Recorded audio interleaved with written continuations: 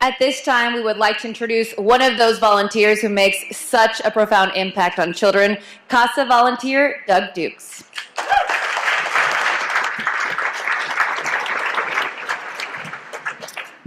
Good morning, all. Thank you very, very much for coming this morning and joining this event. My name's Doug Dukes, and I'm still kind of a rookie. I've been a CASA volunteer for about 2.5 years now.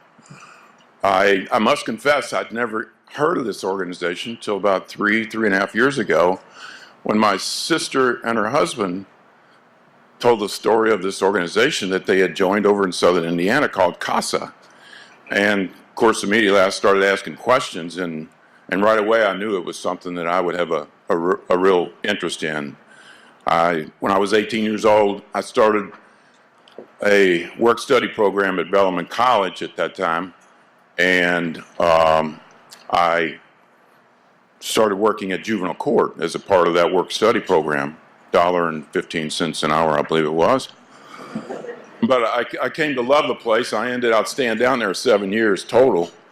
And after I got my degree, the last couple of years of that 7-year venture, I was a probation officer in juvenile court. So for me, some almost 50 years ago, this is kind of a bookend for me. So I've kind of come home. I'm not making $1.15 anymore. I'm not making anything at this point. But I'm here this morning to bring a young man up here that I met about 1.5 years ago, and it's been very fortunate on my part to have spent time with him. It was October of 2017 when I was appointed as his CASA, and at that time things were pretty difficult in Ryan's life. He literally didn't know where he was going to stay from one night to another. He's going to tell his story. I'm not going to tell any more, but I will. I must say that I'm very, very proud of him and how far he's come and where he is today. And I assure you that his future is very, very bright. Ryan, would you like to come up and tell your story? So, my name's Ryan Peterson, as my buddy Doug there said. Now, my story would start when I was about 14 or 15, and my parents had a lot of issues. Some mostly said medical. My mother was diagnosed with fibromyalgia, epilepsy, some other words that I would not know how to pronounce. And my father had things like Hodgkin's lymphoma. He had a big tumor in his neck for a while, so they had to start taking a lot of medicine.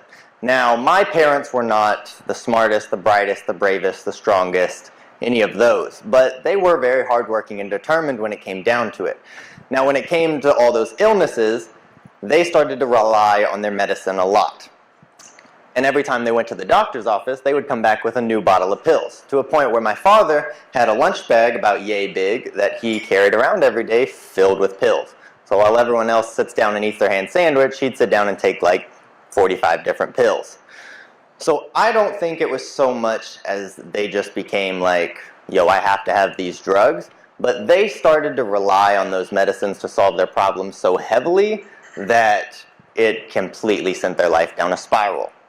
They started spending all their money on medicine. They started using it for literally everything. And it got to a point where my home life didn't feel so much like home anymore.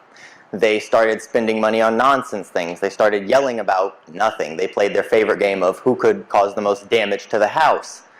They did a lot of unethical things. And eventually we ended up losing our house because they did not know how to handle their money properly. After the house was foreclosed, my parents got everything out, put it in a bunch of storage units, and they went off to one of my grandparents and lived in their garage. My two sisters, one younger and one older, both moved in with my grandmother. My grandmother told me she did not want me living with her at the time.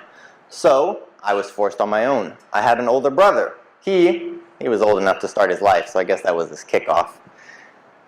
Me, on the other hand, I didn't have anywhere to go. None of my family wanted to take me in. They all were like, okay, well, now you're on your own.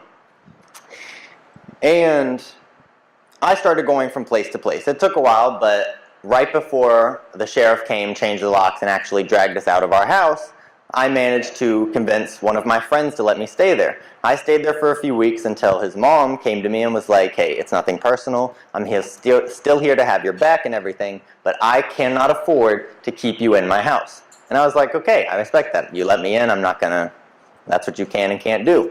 So I was like, okay, now I gotta find somewhere new. I moved in with some other friends after a while, and some things occurred between me and one of them, and he began not to like me so much. He began to call me names, harass me even in the same house, to a point where it became so unbearable, and I felt like there was no other point since my family had left and like I didn't have anywhere else to go. I figured, why not try to end it all? And I made a decision to attempt to take my own life. From there, I was taken into OLAP, Our Lady of Peace. I spent 4 weeks there trying to get my head together and wrap it around of what I did, why I did it, why it was a mistake, and where am I going to go once I get out of here. It finally came time for me to get out, and I got out, and as soon as I got out, I instantly called one of my friends, and I was like, I'm out, and now I don't have anywhere else to go. I gotta find a place to stay. I was like, it doesn't have to be permanent, it can be for one night. So they said, okay. My other friend took me in for a night, and then that eventually ended up becoming more permanent. I stayed there for a while until an incident went down between me and his mother did not like me anymore. So his mother kicked me out from their house. At that point, I continued to try again, find somewhere else. At that point, I was kicked out. I had nowhere to go, and at that point, no one else was taking me. I tried many tactics. I convinced everyone I asked. I told them that they could tell their parents I would do the dishes more, I would sweep more, I would clean more. I would be a more clean child than the own child they have. I tried a lot of different tactics, and none of it worked. So I worked right next to Fern Creek High School, where I attend school right now at the time. And after work, I was like, well, I'm not really sure what to do. So I was like, I don't want to go too far from my school because, well, I'm going to have to be here tomorrow morning anyways. Might as well hang around. So I walked around for a while, and as it got late, it started to get a lot colder. Once it got cold, I was like, okay, I'm not too big of a fan of staying out here anymore. I need to find somewhere to go. So I found our greenhouse, and I hopped the fence and went inside and hung out there for a while. In fact, I actually stayed there day and night for a week before I managed to inform my girlfriend at the time, and she convinced her mother to take me in. Now, once I went into her house, I stayed there for a little while, and then as I was in her house, CPS had gotten involved into my case. I had a therapist at the school I talked to. Some things came up in our conversation. She said she legally had to contact CPS and get them involved. I said, okay, that's fine. Eventually, my parents lost custody of me, whoever knows where they would be, and her mother had taken temporary custody of me. I stayed with her for a while until eventually more drama went down, and her mother was like, hey, I can't keep you here, we got to get you somewhere to go, you got to get out. Now, at that point, I was like, I don't know, I don't care, I'm so close to graduating and becoming 18 where I can be on my own, but I'm still not, so I still legally have to be under somebody. And this whole time I was fighting, and I was like, wow, I'm so alone. Little did I know that one of my friends I met sophomore year, named Brandon, who now I 100% consider my brother, was the whole time constantly harassing his parents, trying to convince them to take me in. He took on so many tactics. And for a while, he kept coming back, and he was like, no. And then a week later, he'd be like, all right, man, I'm trying again. We're gonna bring it back up. And he'd ask me questions and be like, so what's this? What can I tell them? What can I do this? And he kept pushing and pushing and pushing. And at that point, I was like, no, I give up. But he kept going and going. And then one day, I got a text from him, and he was like, hey, do you still need a place to go? And I was like, yes.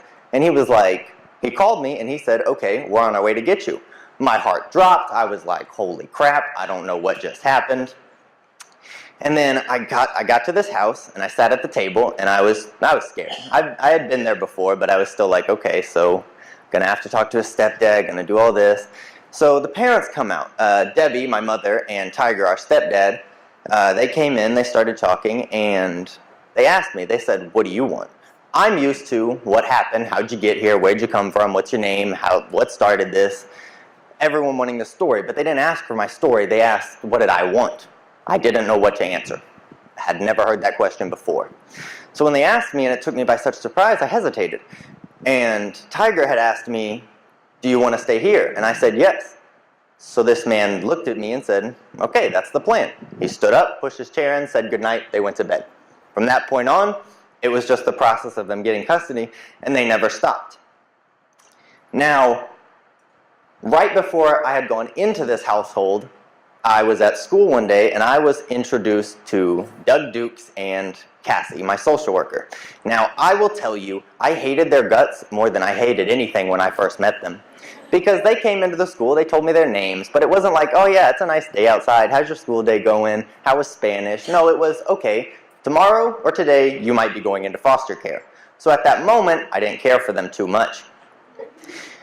But we talked, I went into foster care the next day. Cassie picked me up and took me there after school. Was not a happy camper. But then Doug started to talk to me. Doug started to pick me up, and I gave him a very, very, very hard time, and I can admit that now. I tried to make it extremely hard because I personally do have some trust issues, and there have been plenty of times where I have expected him to leave because that's just what a lot of people in my life have done. But he didn't. He did use a good tactic of food to warm me up and like get me out there. But he, as they said, he kept that consistency, and that was something I hadn't seen before. I've seen people come and be like, oh my gosh, I love you, I'm here for you. Okay, you gotta go, get out, like bye. Like, nothing was really consistent, but he stuck with me. He was always there. He'd always call and check on me. Even when I wanted to just tell him to shut up and leave me alone, he'd still text me, see how I was doing, want to hang out. And when we'd hang out, it wasn't like, all right, man, so I need you to tell me this, I need you to tell me this, I need you to tell me this. It was more, there was no agenda. Some days we'd talk about space, some days we'd talk about religion, some days we'd barely say anything at all, some days we would just talk about whatever made us mad. And it was just that consistency and that part of like, even though that I consistently think this guy's leaving, he never left. He kept coming back. So I classify it as DDD, which normally stands for don't do drugs. I consider it Doug doesn't dip. Doug sticks around. Doug doesn't just show up and then be like, oh yeah, man, I'll see you next week, and then move to South America or something. And then eventually the case ended. We got our letter in the mail, everything was done. I was like, all right, well, this is a thing. Now it's over. What's going to happen with Doug? I got a very long message starting with, hey, new friend. So I thought it was really sweet to wake up to and be like, oh my gosh, now I got a new friend. But after court was over, I was like, okay, well, eventually this is kind of going to fall off, right? Like, this can't stay like this. But again, DDD, Doug doesn't dip. Doug's still here. He's sitting right there. He's the one that's like with me here now. We hung out just yesterday, so like, from my personal perspective, it completely altered my life.